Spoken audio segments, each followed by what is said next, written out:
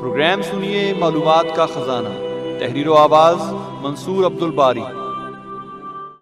قائد اعظم محمد علی جناح۔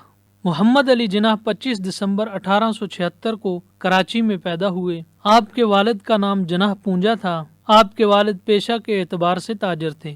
آپ کا شمار راجکوٹ کے مشہور تاجروں میں ہوتا تھا۔ آپ کا خاندان کراچی میں رہائش پذیر تھا۔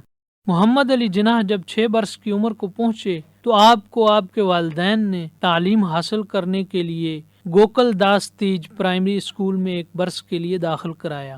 آپ نے اپنی ابتدائی تعلیم سندھ مدرسہ ہائی اسکول اور پھر مشن ہائی اسکول سے بھی حاصل کی۔ آپ نے مشن ہائی اسکول سے میٹرک کا امتحان پاس کیا۔ آپ کے والد تاجر ہونے کے باوجود آپ کی اعلیٰ تعلیم کے لیے فکر مند رہتے۔ محمد علی جناح کو بھی تعلیم حاصل کرنے کا شوق تھا۔ آپ 1892 میں وکالت کی تعلیم حاصل کرنے کے لیے انگلستان چلے گئے۔ محمد علی جناح انتہائی محنتی اور ذہین طالب علم تھے۔ آپ نے 2 سال کے قلیل عرصہ میں بیرسٹری کا امتحان پاس کیا۔ جس وقت آپ نے بیرسٹری کا امتحان پاس کیا تو آپ کی عمر 18 سال تھی۔ آپ نے دنیا میں وکالت کی تعلیم کے لیے مشہور ادارے لنکنز ان سے تعلیم حاصل کی۔ آپ تعلیم مکمل کرنے کے بعد 1896 میں ہندوستان واپس آ گئے۔ محمد علی جناح جب طالب علم تھے اور لندن میں قیام پذیر تھے، یکے بعد دیگرے 2 صدمے اٹھانا پڑے۔ پہلا صدمہ آپ کی والدہ کی وفات اور دوسرا آپ کی اہلیہ کی وفات تھی۔ ان صدموں کے باوجود قائد اعظم محمد علی جناح کا حوصلہ بہت بلند تھا۔ آپ مسلمانوں کی اصلاح و احوال کی تڑپ اور جستجو لے کر ہندوستان آئے تھے۔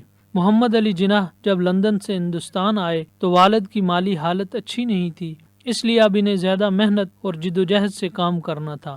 آپ نے انگلستان سے واپس کراچی آ کر اپنی وکالت کا آغاز کیا، لیکن انگلستان سے واپسی کے بعد آپ کو کراچی میں ماحول سے مانوسیت پیدا نہ ہو سکی۔ آپ نے اپنی وکالت کے لیے بمبئی کا انتخاب کیا اور 1897 کو بمبئی چلے گئے۔ بمبئی میں ابتدا میں بہت سی مشکلات تھیں۔ ابتدائی 3 سال محمد علی جناح نے مشکل وقت سے گزارے۔ آپ باقاعدگی سے اپنی وکالت کی پریکٹس کرتے اور انتہائی مستعدی اور باقاعدگی سے اپنے چیمبر میں بیٹھتے۔ آپ نے اپنی وکالت کے ابتدائی دور میں بہت استقامت کا مظاہرہ کیا۔ حالات کی ناسازگاری کے باوجود آپ پرعزم رہے۔ آپ کے اندر کا انسان باہمت اور جوانسال ثابت ہوا۔ آپ کو آنے والے دنوں میں اس وقت کے قائم مقام ایڈوکیٹ جرنل کے چیمبر میں کام کرنے کا موقع ملا۔ صدی کے آخر میں آپ کو ایک بہترین موقع ملا جب بمبئی شہر میں پریزیڈنسی مجسٹریٹ کی اسامی خالی ہوئی اور محمد علی جناح کو اس اسامی کا مستحق قرار دیا گیا۔ یہ ایک عارضی تقرری تھی، لیکن اس کے بعد آپ کو ایک اور عہدے پر تعینات کیا گیا۔ جب اس عہدے کی میعاد بھی ختم ہوئی تو سر چارلس نے قائد اعظم سے کہا، آپ کی خدمات کے اعتراف میں آپ کو ایک اعلیٰ عہدے کی پیشکش کرتا ہوں جس کی ماہانہ تنخواہ 1500 روپے ہوگی۔ قائد اعظم محمد علی جناح نے سر چارلس کا شکریہ ادا کیا اور مسکرا کر سر چارلس سے کہا کہ وہ فوری طور پر یومیہ 1500 روپیہ کمانا چاہتے ہیں۔ ملازمت چھوڑنے کے بعد محمد علی جناح نے باقاعدہ وکالت شروع کی اور نوجوان ایڈوکیٹ نے اپنی بات کو سچ کر دکھایا۔ قائد اعظم نے اپنی محنت اور لگن سے اپنے پیشے میں مثالی حیثیت حاصل کر لی اور مادی فوائد اور سہولتوں سے بھی خوب لطف اندوز ہوئے۔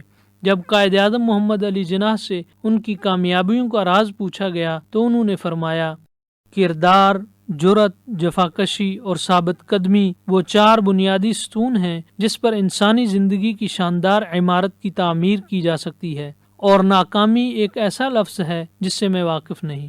قائد اعظم محمد علی جناح نے اپنے پیشے میں اپنی قابلیت، راست بازی، خوش گفتاری، محنت اور بلند نگاہی سے کامیابیاں حاصل کی۔ اپنے لوگ تو آپ کی صلاحیتوں کا اعتراف کرتے ہیں، لیکن مغرب بھی آپ کی صلاحیتوں کا معترف ہے۔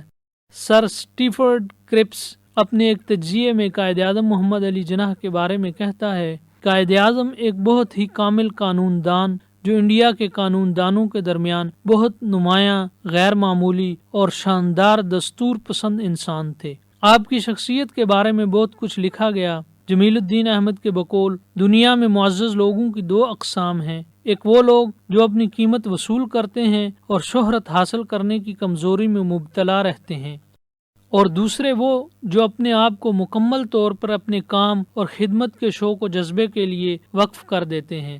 اپنی جذباتی زندگی کو پورے طور پر قابو میں رکھتے ہیں اور عوام میں اپنی خصوصیات اور کارناموں کی نمود و نمائش کا بہت کم خیال کرتے ہیں۔ قائد اعظم کا تعلق کسی دوسری قسم سے تھا۔ قائد اعظم نے اپنی فکری اور سیاسی صلاحیتوں کے بلبوتے پر اپنے عہد کے فکری اور سیاسی عمل کا رخ موڑا اور حالات کو کامیابی سے اپنے قابو میں رکھا۔ آپ کی شخصیت کے متعلق اگر بات کی جائے تو آپ کی شخصیت کے رجحانات، اوصاف اور اعتقادات کا جائزہ لینا مفید ہوگا۔ ہر شخصیت کے بننے اور بگڑنے میں بعض عوامل کو بڑا عمل دخل ہوتا ہے۔ انہی بیرونی عوامل کا شخصیت پر اثر پڑتا ہے اور شخصیت کی اندرونی تعمیر ابھرتی، نکھرتی اور مربوط و مرتب ہوتی ہے۔ قائد اعظم محمد علی جناح کی شخصیت کو سمجھنے کے لیے ان کی حالات زندگی کا مطالعہ ضروری ہے جس میں وہ پروان چڑھے۔ 16 برس کی عمر میں آپ انگلستان قانون کی تعلیم کے حصول کے لیے گئے۔ 16 برس کی عمر میں عمر کا وہ حصہ ہوتا ہے جس میں آدمی معاشرے سے زیادہ تاثرات قبول کرتا ہے، کیونکہ مزاج اور ذہنیت لچکدار اور نرم ہوتی ہے۔ لیکن قائد اعظم نے اس معاشرے سے کسی طرح کے ناشائستہ اطوار یا روایات قبول نہیں کی۔ اس وقت کے دانشوروں میں لبرلزم کے چرچے تھے اور جمہوریت انگریز قوم کی خصوصیت تصور کی جاتی تھی۔ آپ نے انگریز کی جمہوریت کے مقابلے میں اسلام کے ابدی پیغام کو مشعل راہ بنایا۔ پاکستان کا جو خواب علامہ محمد اقبال نے دیکھا، آپ نے اپنی محنت، لگن اور راست گوئی سے اس خواب کی تعبیر حاصل کی۔ آپ نے فرمایا، جو شخص اسلام کے سیاسی، معاشرتی اور عدالتی تصورات پر اظہار خیال کرتا ہے، مسلمانوں کو عظیم سیاسی ورثے کا احساس دلاتا ہے، حضور صلی اللہ علیہ وسلم کے ساتھ عاجزانہ وابستگی کا اظہار کرتا ہے اور معاشی نظام کے حوالے سے مغرب کے اصولوں کے بجائے اسلام کے حیات بخش اصولوں کی طرف توجہ دلاتا ہے، اسے سیکولر ثابت کرنا ظلم نہیں تو اور کیا ہے۔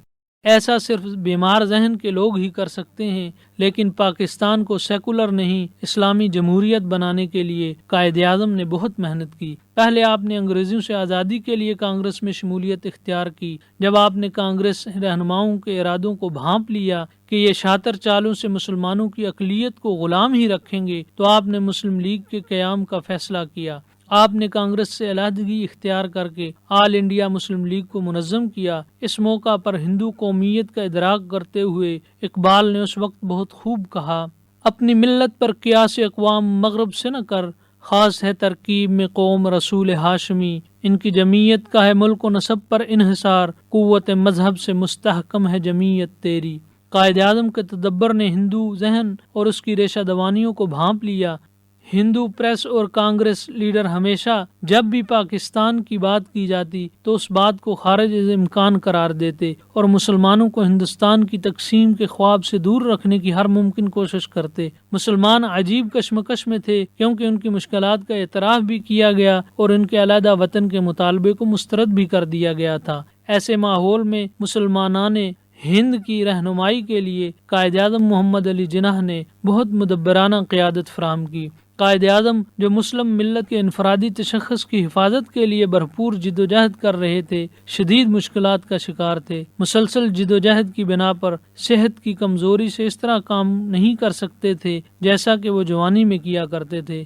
حصول پاکستان کے مشن کو پایہ تکمیل تک پہنچانے کے لیے دن رات اپنی صحت کا فکر کیے بغیر قائد اعظم نے جدوجہد کی۔ بلیتھو نے قائد اعظم کے معالج ڈاکٹر پٹیل کی زبانی ان کی صحت کی کیفیت کو ان الفاظ میں بیان کیا، ان کی جسمانی کمزوری کا اندازہ اس وقت ہوا جب وہ بمبئی جا رہے تھے۔ وہاں قائد اعظم بیمار ہو گئے۔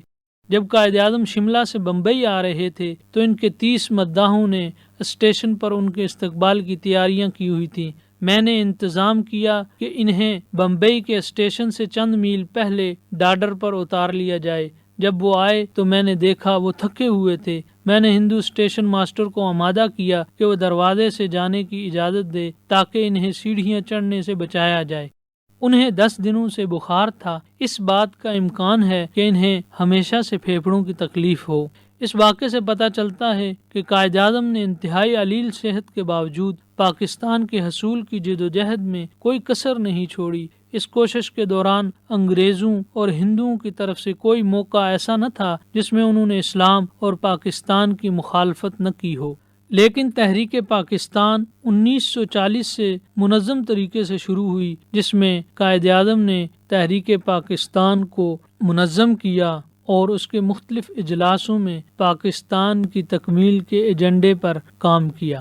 پاکستان کی بنیاد تو اس وقت ہی پڑ گئی تھی جب مسلم لیگ کا قیام عمل میں آیا، لیکن باقاعدہ طور پر 1940 سے 1947 تک تحریک پاکستان کے مختلف ادوار آئے، جن میں تحریک قرارداد مقاصد لاہور 1940، کرپس مشن 1942، گاندھی جناح بات چیت 1944، ویول پلان اور Shimla conference 1945، cabinet mission plan 1946 اور بالآخر پاکستان کا قیام 1947۔ یہ اس مجموعی تحریک کے اتار چڑھاؤ تھے۔ قائد اعظم نے اپنی سیاسی بصیرت اور اعلیٰ ذہانت کے باعث بہت سے مسائل کو پاکستان کے وجود آنے کے بعد بطریق احسن حل کیا۔ آپ نے قیام پاکستان کے بعد جتنی بھی تقاریر کی، ان میں اسلام کو پاکستان کا بنیادی دستور قرار دیا اور ہر قسم کی مذہبی وابستگی رکھنے والوں کو پاکستان میں مساوی حقوق کے ساتھ رہنے کی دعوت دی۔ قیام پاکستان کے بعد قائد اعظم پاکستان کے پہلے گورنر جنرل مقرر ہوئے۔ آپ نے پہلی فرصت میں مہاجرین کے مسائل حل کرنے کے لیے اقدامات کیے، اقتصادی پالیسی بنائی، پاکستانی کرنسی کا اجرا کرایا اور اسٹیٹ بینک آف پاکستان کی بنیاد ڈالی۔ اس کے ساتھ ساتھ آپ نے کراچی کو پاکستان کا دارالخلافہ بنایا۔ عمر کے آخری حصے میں آپ کو جب زیادہ تکلیف ہوئی تو آپ کو ڈاکٹرز نے صحت افزا مقام کوئٹہ بھیج دیا۔ کوئٹہ میں زیارت کے مقام پر آپ نے اپنی زندگی کے آخری ایام گزارے، لیکن آپ کی طبیعت اتنی ناسازگار تھی کہ علاج اور آرام کے باوجود آپ روح بصحت نہ ہو سکے۔ 11 ستمبر 1948 میں آپ کراچی میں اپنے خالق حقیقی سے جا ملے۔ آپ کی نماز جنازہ علامہ شبیر احمد عثمانی نے پڑھائی اور آپ کی تدفین بھی کراچی میں ہوئی۔ ابھی آپ سن رہے تھے پروگرام معلومات کا خزانہ۔ تحریر و آواز Mansoor Abdul Bari, recording engineer Wajid Mahmood, producer Mansoor Abdul Bari, پیشکش Rifah institute of media sciences.